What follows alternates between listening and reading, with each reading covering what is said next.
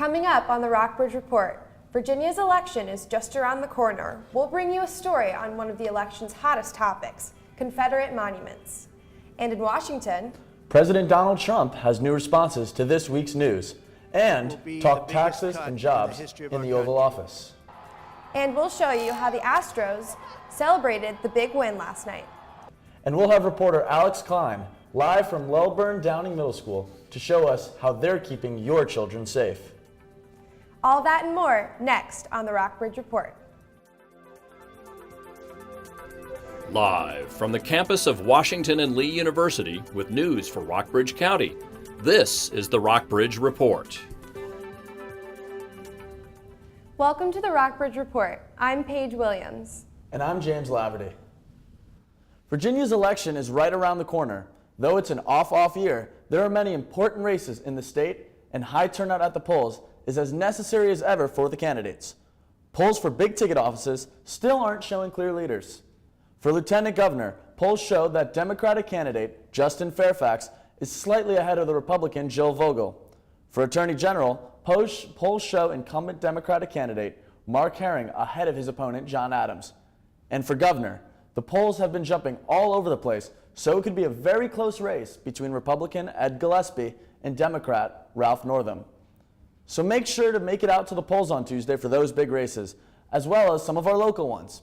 We have sample ballots for Rockbridge County, Lexington, and Buena Vista at rockbridgereport.wlu.edu. One issue that the candidates have argued about these past few months has been the Confederate monuments. Some say Virginia's government should take them all down, while others say they should stay up and be put in historical context. Reporter Faith Pinu has the story. Area residents are no strangers to Confederate memorials. For some, the protection or removal of Confederate statues and monuments is a major deciding factor in the upcoming gubernatorial election, as it is for Connie Dorsey, a Republican and member of the United Daughters of the Confederacy. I don't know that it's a major issue for everybody, but it's a major issue for people like me. I would never vote for somebody who was willing to take down those statues. While the city of Lexington officially owns no Confederate monuments, residents are still close to the issue. Soon after thousands of people descended on neighboring Charlottesville in August to protest the removal of a Robert E. Lee statue, the vestry of a Lexington church voted to take the general's name out of the church's title. Ann Hansen, who says she will vote Democrat, was a member of the committee that recommended changing the name. I think that monuments can be important civic structures, certainly when they're controversial, such as having to do with the Civil War. Probably a better place for them is in a museum. Around the same time, VMI issued a statement that the college was committed to, quote, continuing to acknowledge all those who are part of the history of the Institute. Here's Keith Gibson, Executive Director of VMI's museum system.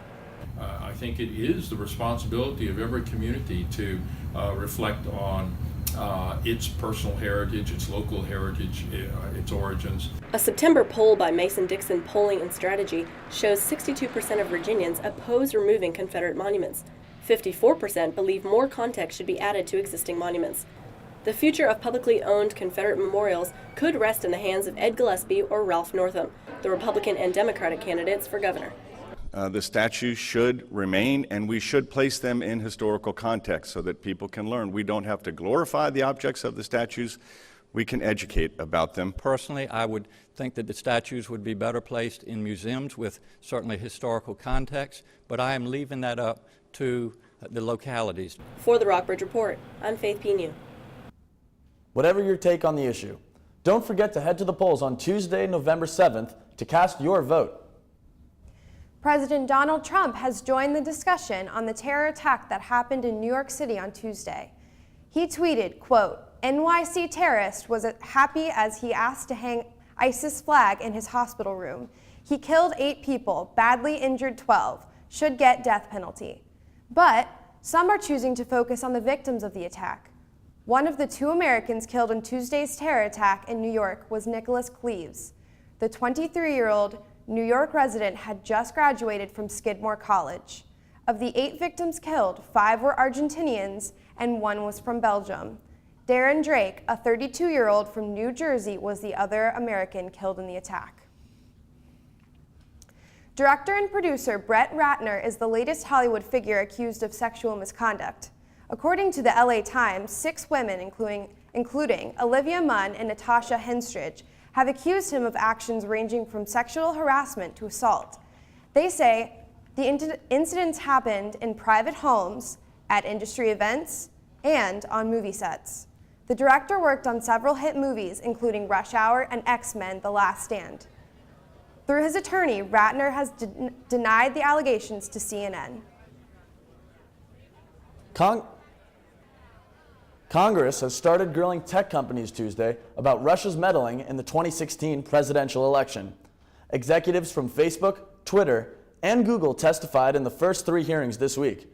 The Senate Judiciary Subcommittee on Crime and Terrorism pressed the companies on their ability to prevent bad actors from taking advantage of their platforms through ads and regular posts.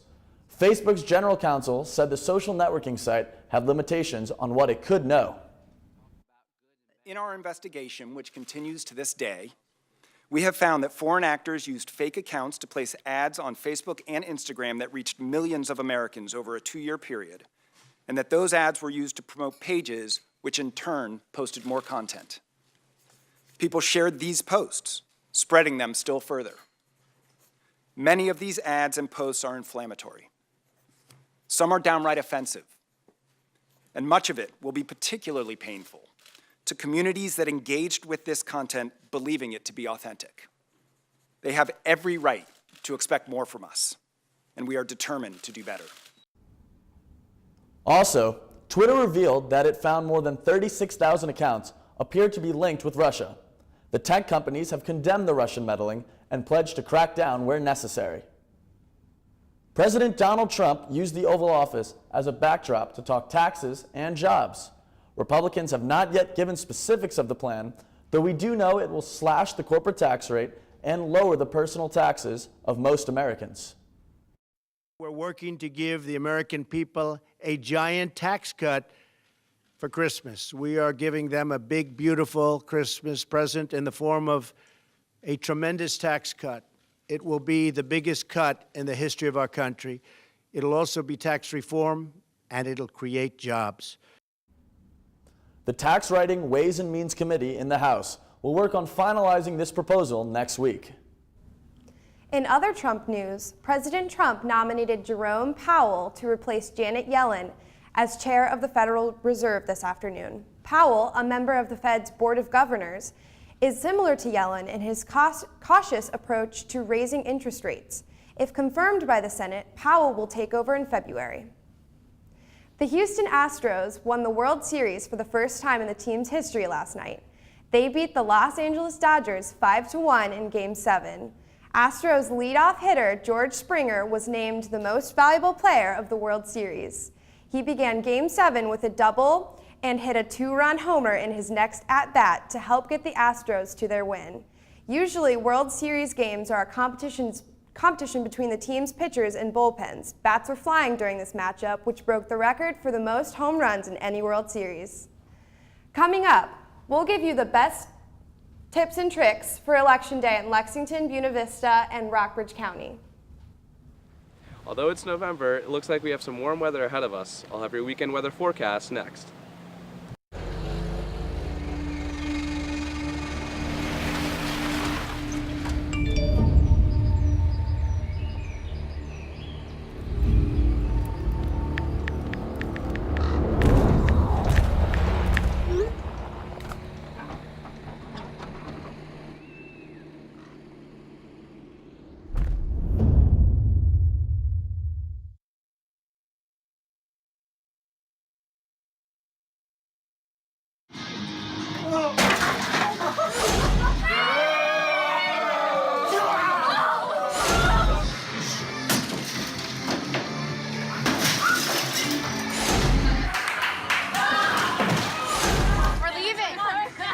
Most party fouls are pretty dumb. But if you decide to drink and drive underage, you could lose your license and your freedom. Underage drinking and driving. The ultimate party foul. Okay, so we drowned the fire. Yep. Stirred it. Drowned it again. And now just feel if it's cold. Yeah. Cool.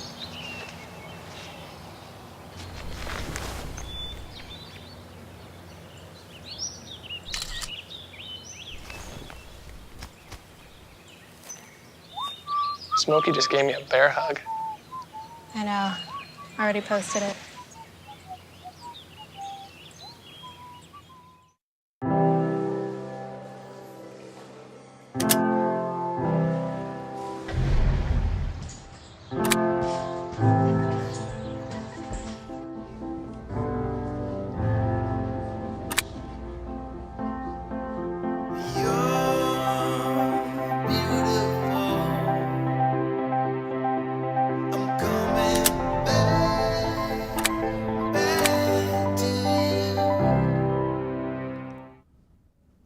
Some election officials are expecting a larger voter turnout Tuesday than previous gubernatorial races. Voters will also find a new ballot system. All voting precincts in Virginia now have scannable paper ballots. The ballots will allow election officials to count votes quickly while having a physical backup if a recount is needed. For information on where and when to vote, visit rockbridge.academic.wlu.edu. It's not always easy for Lexington students to get safely to school. City officials have been looking at crossing route safety. Alexandra Klein is live at Lilburn Downing Middle School. Alexandra? Thanks, James. Lilburn Downing Middle School is hoping to make significant safety improvements to its nearby sidewalks and crosswalks. The Lexington City Council recently approved a resolution in support of the school's grant application for the Safe Routes to School program. But it'll be a while before any changes can be made. For parents, teachers, and school administrators, nothing could ever be more important than a child's safety. That's why Lilburn Downing Middle School took part in a walkabout with Lexington City officials and the Central Shenandoah Planning District Commission last spring. The walkabout was designed to identify potential safety concerns for students who walk and bike to the school. Lilburn Downing teacher Laura Joyner, whose children walked and biked to school when they attended Lilburn Downing, was one of the participants. Well, it was interesting to look at the safety because it's not something that you actually spend a lot of time kind of really looking at. Principal Jason White says one of those issues involves the main crosswalk outside of the school.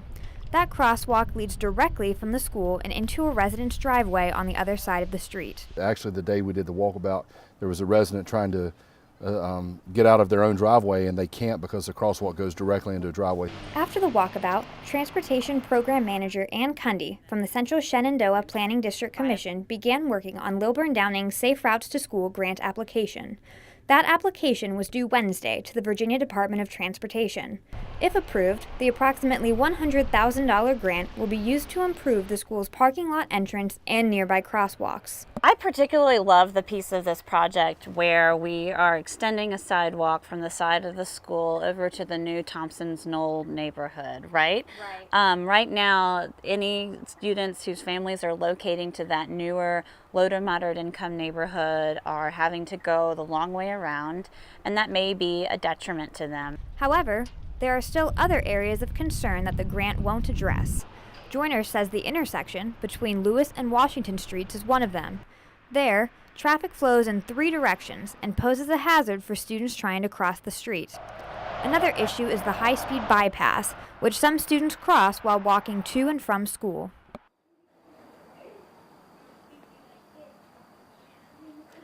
Lilburn Downing will know whether the grant has been approved by June. If approved, project construction will begin about 2 years from now. Back to you. Thanks, Alex.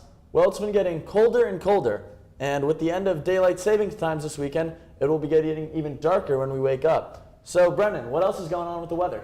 So, James, our current weather, our current heat wave that's been going on recently is probably expected to stop this weekend, where it's going to start raining. So, how about we look over here? So, as we look at our current live shot from a local area down in Lexington, we're going to have today's weather here. So our high is 73 degrees and our low is 50 degrees. Our barometric pressure is 30.2 inches of mercury and our wind speed is 14 miles an hour. The humidity is currently also at 50%. And as we look at our current regional temperatures, we currently have the highest temperature over in Charlottesville, where it's partly cloudy and 76 degrees. Then over down here in Lexington, it's currently 72 degrees, as well as 72 degrees in Buena Vista. And if we look over here down in Covington, it's currently 64 degrees and cloudy. And also in Roanoke, it's also 71 degrees and partly cloudy as well. And now for our radar, it's currently pretty clear on the radar. However, expect there to be some rain over Friday and Saturday. And now for our 5-day forecast. So on Friday and Saturday, it looks like we're going to get some rain, with Friday being a high of 75 degrees and Saturday being a high of 62 degrees. The rain's going to stop on Sunday, though, with it being cloudy and a high of 68 degrees. And then Monday is going to be an even nicer day, actually, with a high of 72 degrees and a low of only 49 degrees. But Tuesday, unfortunately, the rain's coming back with a high of 70 degrees and a low of 44 degrees. Back to you guys. Well, it looks like we're in for a rainy weekend. Thanks, Brennan. Coming up next, we take a look at how the Boxerwood Nature Center inspires budding environmentalists in Rockbridge County. Also, we'll show you the latest craze in ice cream right here in Rockbridge. All that and more after this. I was 0.5 credits away from completing high school and I didn't do it. My support team never stopped pushing for me to be better because they knew who I could become as a person.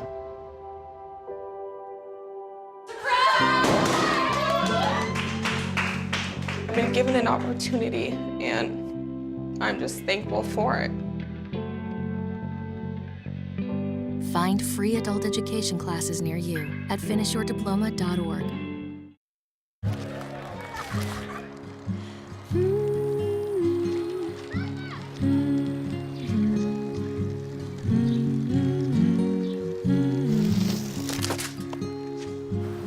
Of all the things you've done with your bike, donating it to Goodwill may be the most incredible of all.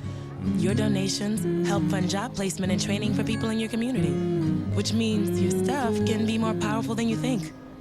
Goodwill. Donate stuff, create jobs.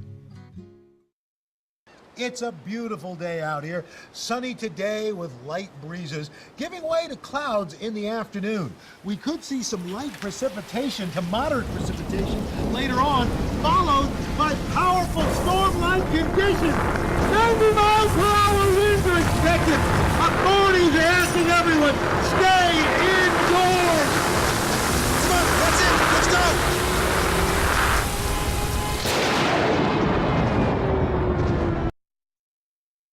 When it comes to saving money, What? Parents! don't act like a baby. Oh, it's like they're having their own little meeting. This is so humiliating. Be the boss. I'm the boss. What the? Power nap. You were saying. And make a budget. Let's get to work. Need a little help? Stacy, read back the notes. I can't read. What's it say? Create a personalized savings plan and get other tools and tips. We can share. You obviously didn't go to business school. At feedthepig.org. An unusually high number of young people from the Rockbridge area pursued environmental studies in college and went on to work in conservation. What many have in common is that they took classes as youngsters at Boxerwood Nature Center and Woodland Gardens. Now those programs are expanding. Allison Murtagh has the story. Katrina Bruffman still remembers going to the Boxerwood Nature Center as a child. She grew up in Rockbridge County, and her school would take her class to the Woodland Garden to learn about nature and the impact humans have on the environment. I was one of the first batch of kids to come and experience this center. Katrina now credits her interest in environmental learning and teaching to Boxerwood. So I think I still would have been involved in recycling and conserving my water and stuff like that, but I don't think I would have pursued a career in that avenue if I hadn't have been influenced by coming here as a kid. After graduating from Mary Baldwin University in 2013, Katrina joined the Peace Corps and went to the Eastern European Republic of Moldova. There, she helped bring recycling to 14 different schools and worked with high school students to open an NGO. Elise Sheffield says other Boxerwood alums have had successful academic careers attending schools such as UVA and Cornell to pursue various types of environmental studies. One alum received a Fulbright to conduct research on birds, while another is getting a PhD. We're just part of that that invisible village that raises kids and they do great things. At Boxerwood, educators help to facilitate a love between children and nature to help promote the importance of taking care of the environment. The most important thing is the heart. So you start connecting with the heart, the love of being outdoors. The average student who comes to Boxerwood is 8 years old, but programs run for preschoolers all the way up to high school students. The center works with about 2,500 students throughout Rockbridge, Lexington, and Buena Vista. Research actually shows that conservation values are formed in most people before age 12. Students, such as first grader Owen Warren, come on class trips to the Nature Center for hands-on learning. Although he spent the day at Boxerwood, he came back at night to participate in the pumpkin walk with his family. My favorite part was when the whole thing. Older students volunteer, participate in programs, or just visit the center with their families. We've been going on field trips here since we were in kindergarten, and we would just get to see all of the plants and animals and all the wildlife, and it was just really nice, and it really just made me appreciate how important it is. Boxerwood will continue to run programs throughout the school year as well as camps in the summer. For the Rockbridge Report, I'm Allison Murtagh. Boxerwood is open every day from dawn to dusk. In addition to programs, there is a play trail, fairy forest, and other outdoor activities for children. The city of Lexington voted 3-0 in favor of removal of the Jordan's Point Dam back in June, but Rockbridge County and VMI officials are still seeking alternatives. Officials visited dams in the Cape Fear River in North Carolina on October 26 to see what they did with low-head dams in the area. The Game and Inland Fisheries Department says the 185-foot-long Jordan's Point Dam on the Maury River could be demolished as early as October of 2018. The department is in the process of securing funds for the dam's removal.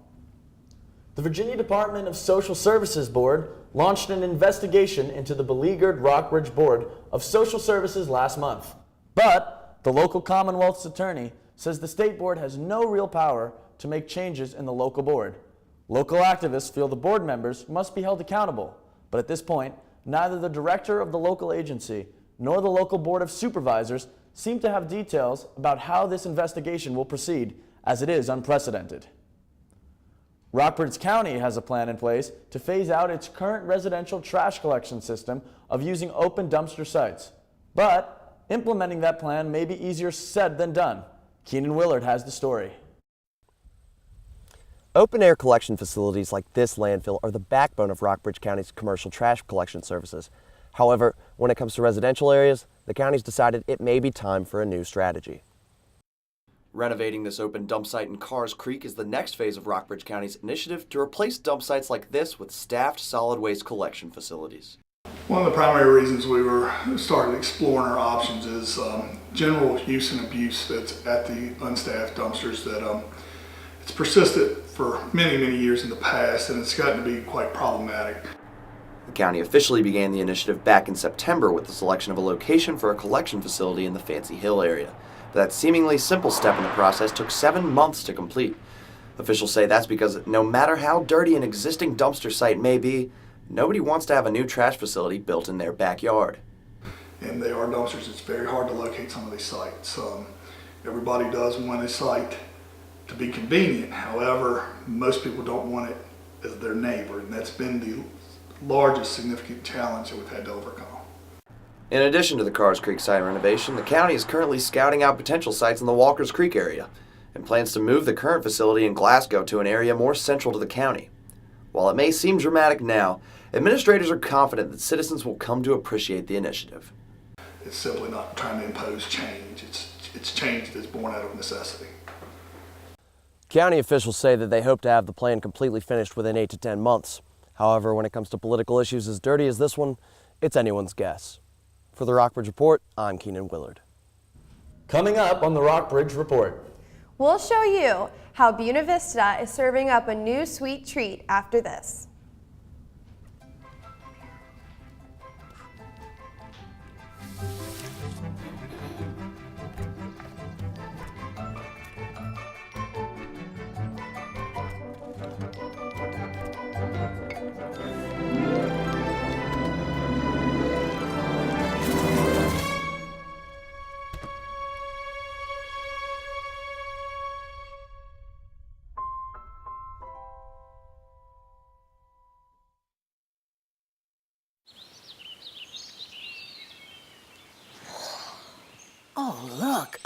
redhead.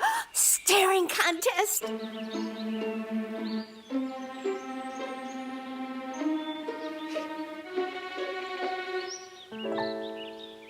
You still got it.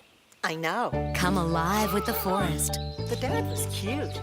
They were looking right at us. Visit discovertheforest.org to find a forest near you. Well, Thomas, you've got prediabetes. But with more exercise and a change in diet, it can be reversed. I've tried exercising. It just makes me hungry for bacon. I love bacon, too. And who really likes to exercise? Not me. Me neither. Nobody. So we're good? What? Oh, you still have prediabetes. Big time. Oh, emojis! I thought the conversation just got dumber. Ugh, internet trolls, just ignore them. I like you just the way you are. I believe in you. She's a hugger. Give her a squeeze. How about the hand? Ah, there you go. Thanks, mate. You're killing it, Zane! Major League Baseball had an exciting end to the season last night. What else has been going on in sports, Aspen? Thanks, James. The Washington Lee women's volleyball team was celebrating just like the Astros last night. The Generals beat the Guilfords 3-0 in the quarterfinals of the ODAC tournament. First-year middle blocker Courtney Berry had a record 10 kills on 12 attempts. The second-seeded Generals will face off against third-seeded Virginia Wesleyan for the semifinal match Friday at Randolph-Macon. And high school sports teams are celebrating too. Rockbridge County High School's women's volleyball team swept top-seeded Fort Defiance to win the Valley District Championship on Tuesday night. The Wildcats placed 5 players on the All-Valley District team, and now they move on as the 4th seed on the region's quarterfinals against the 5th-seeded Brookville. That game will be played at home tonight at 6 p.m. Both the Perry McClure's girls and boys cross-country teams placed first at the 2017 Pioneer District Championships last Wednesday. Perry McClure's defeated Eastern Montgomery 42-6 in football Friday night to move 4-5 on the season. Running back Marcellus Dawson had 186 rushing yards and 3 touchdowns in the victory. Turning back to our ODAC conference play, it wasn't the best night for Washington and Lee on the soccer field. The women's soccer team fell to Bridgewater last night in the ODAC quarters, bringing their season to a close. Despite a goal from junior forward Caroline Peters, the Generals lost 2-1. And it's a big weekend for WNL football. This Saturday, the Generals square off against Bridgewater for the team's last home game. A win for the Generals will lead them to the ODAC championship against Shenandoah. A loss will bar them from the championship play and leave the team with their final game of the season. And that's it for sports this week. Back to you, James.